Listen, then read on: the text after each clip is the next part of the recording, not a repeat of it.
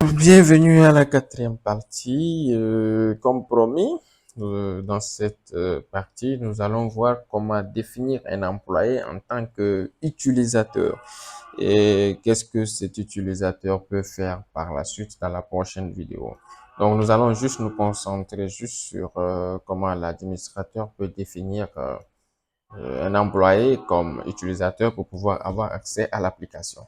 Donc, sans plus tarder, nous allons rapidement continuer. Nous avons vu la dernière fois dans chaque département que chaque élément appartenait à chaque département.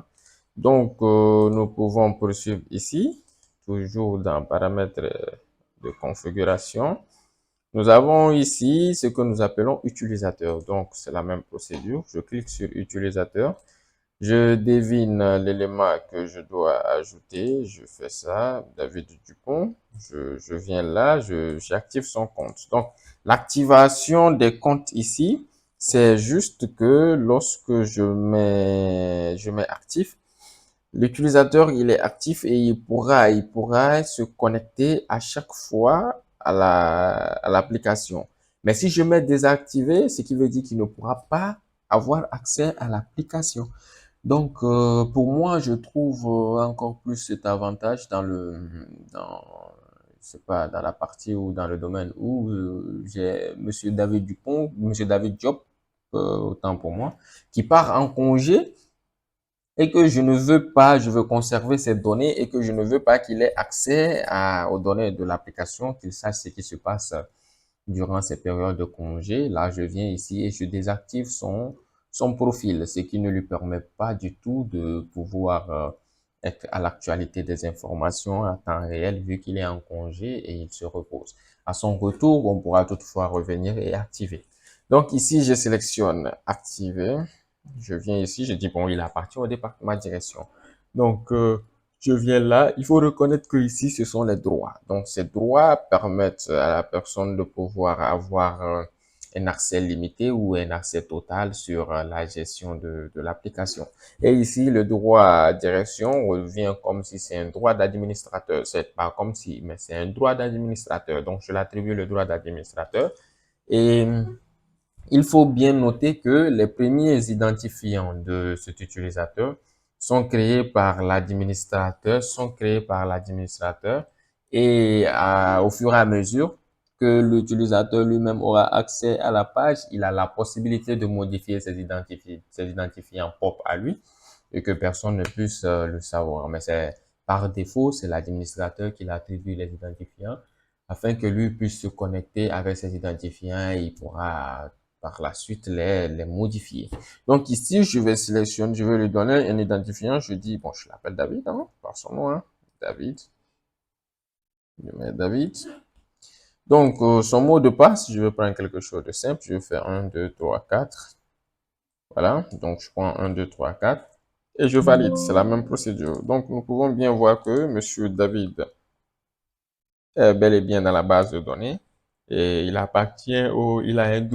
un droit d'administrateur, c'est-à-dire qu'il appartient à la direction. Donc ici, je vais fermer ça et on va voir comment est-ce que David va se connecter à l'application. Donc voilà comment il faut ajouter un utilisateur.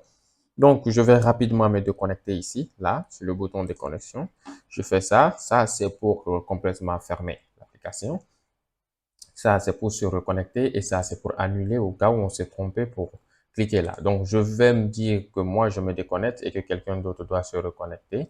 Donc, je fais ça. Voilà, vous voyez, il ouvre. C'était comme si je faisais ça et que je démarrais l'application. Au lieu de faire ça, je viens directement faire truc. Voilà. Donc, ici, je vais directement me connecter en tant que David. Je mets l'identifiant que l'administrateur m'a passé. Je fais ça. Et voilà, je suis connecté en tant que David. Nous pouvons bien voir ici que, vous voyez, la personne qui est connectée ici, c'est écrit Monsieur David Diop. Et ma photo, la photo de Monsieur David Diop est là. Donc, vous voyez, c'est bel et bien le profil de David Diop. Évidemment que je vous avais pas montré l'autre profil. Je vais me redéconnecter pour me reconnecter afin que vous puissiez vraiment voir la différence. Je me reconnecte en tant que administrateur. Je viens là, je dis